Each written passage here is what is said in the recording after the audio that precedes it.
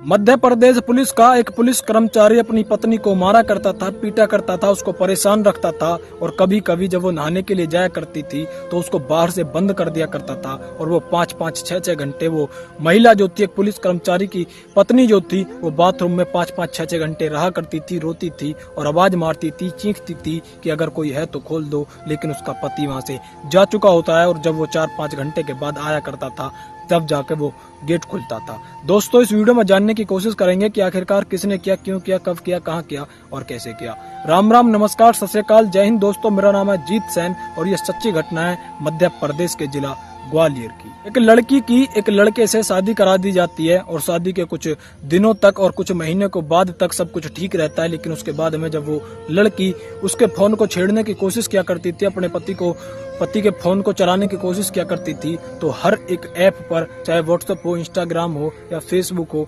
Messenger हो, कोई भी ऐप हो, हर एक ऐप पर एक नया लॉक लगा हुआ होता है। उसके बाद में वो सोचती थी कि शायद मेरे पति का किसी न किसी के साथ में अफेयर चल रहा है, किसी न किसी के साथ में चक्कर चल रहा है। ऐसे ही वो अपने पति से किसी न किसी बातचीत करने की कोशिश किया करती थी, तो उनके जो रिश्ते थे, जो नाते थे, वो फिर बिगड़ने लगते हैं, घर में विवाद होना लग जाता है और वो दोनों के दोनों एक दूसरे से बोलना चालना कम कर देते हैं।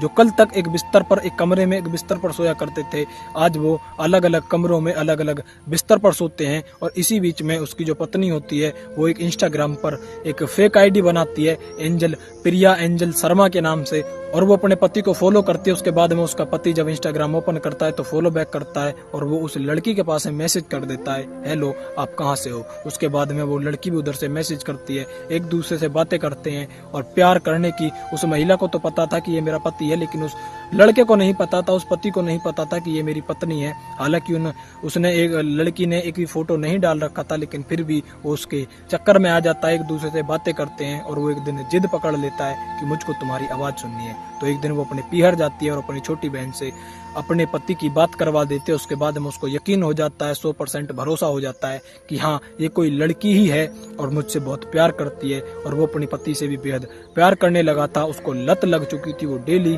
फिर चैट पे या कॉल पे हर तरीके से उस लड़की से बात किया करता था, लेकिन उसको ये नहीं पता था कि ये जिससे मैं बात करता हूँ ये मेरी ही पत्नी है, मेरे ही घर में रहती है। एक कमरे में वो सोता था पति और दूसरे कमरे में वो पत्नी सोया करती थी और दोनों के दोनों चैट पर बात किया करते थे। अब एक दिन यानी कि मार्च 2025 में वो लड़का उस लड़की से जिद करने लगता है और कहता है कि मुझको किस चाहिए और मुझको तुमसे मिलना है, मुझे तुम्हारा फोटो देखना है। लेकिन वो फोटो के लिए मना कर देती है।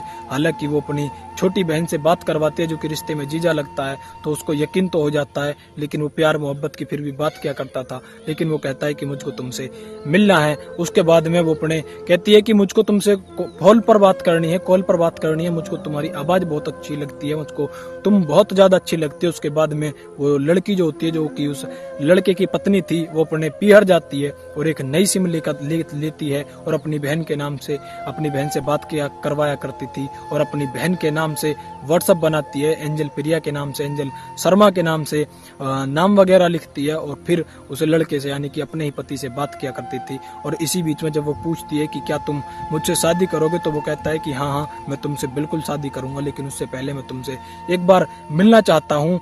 और वो पूछती है कि क्या तुम्हारी अभी तक शादी नहीं हुई, तो वो कहता है कि नहीं, मेरी अभी तक शादी नहीं हुई, ना ही मेरी कोई गर्लफ्रेंड है, मैं सिंगल हूँ और मैं दिखने में बेहद खूबसूरत हूँ। हालांकि उस लड़की को तो ये चीज पता थी कि ये मेरा पति है। उसके बाद में वो एक दिन अपनी पत्नी से कहता है कि आज मैं रात को लेट भी हो सकता हूँ क्योंकि एक मेरी मीटिंग है, मैं किसी जरूरी काम से जा रहा हूँ। वो सूट वूट पहनने के बाद, बेहद अच्छे कपड़े पहनने के बाद, जूता पहनने के बाद कहता है कि मैं रात को लेट भी हो सकता हूँ, तुम खाना बना लेना और खाना खा लेना। वो जैसे ही जाता है तो एक होटल में अपनी उस जिससे वो मीटिंग थी उसका इंतजार करता है। हालांकि वो मीटिंग किसी आदमी या किसी लड़के के साथ में नहीं, बल्कि उसी लड़की के साथ में थी जिससे वो बात किया करता था।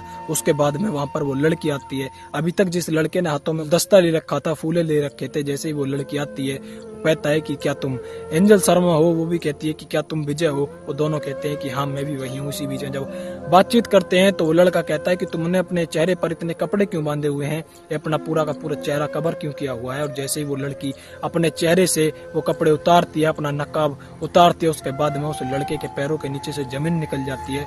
वो सोचने पर मजबूर हो जाता है और सोचता है कि ये क्या हो गया, जिस पत्नी से मैं अभी झूठ बोल कर आया हूँ वो पत्नी मेरे सामने खड़ी है। मैं तो किसी और लड़की से प्यार करता था, मैं तो किसी और लड़की से बात किया करता था। जी हाँ दोस्तों, वो लड़की कोई और नहीं बल्कि उसी की पत्नी जाती है। जैसे ही वो अपनी पत्नी से झूठ बोलकर कहकर जाता है कि मुझे आज मीटिंग है, उसके बाद में उसकी पत्नी भी नए कपड़े लाती है। सोचती है कि अगर डेली बेस के कपड़े पहनकर चली गई तो शायद ये मुझको पहचान लेगा। वो बाजार से नए कपड़े लाते हैं, उनको पहनकर उसी होटल में जाती है जिस होटल में उसको मिलने के लिए बुलाया था और कहा था अगर तुम मुझको अच्छी लगी तो मैं तुमसे शादी भी करूंगा। उसके बाद में जैसे ही वो अपने पति को देखते हैं, जो महिला अभी तक शांत थी, जिसका प्रेमी, जिसका पति उसके लिए फूल लेकर उसके सामने खड़ा था, उसके बाद में वो चिल्लाने लगती है, उसके साथ में हाथापाई करने लगती है, अपने पति को मारने लगती है, पीटने लगती है। इसी बीच में पुलिस के पास में फोन किया जाता है, पुलिस आती है, दोनों को हिरासत में लेती है और 2-3 महीने तक उनका केस कोर्ट में चलता है। उसके बाद में उच्च अधिकारियों ने उनको अपने पास में बैठाया और समझाया और कहा कि जब तुम फोन पे एक दूसरे से बात कर सकते हो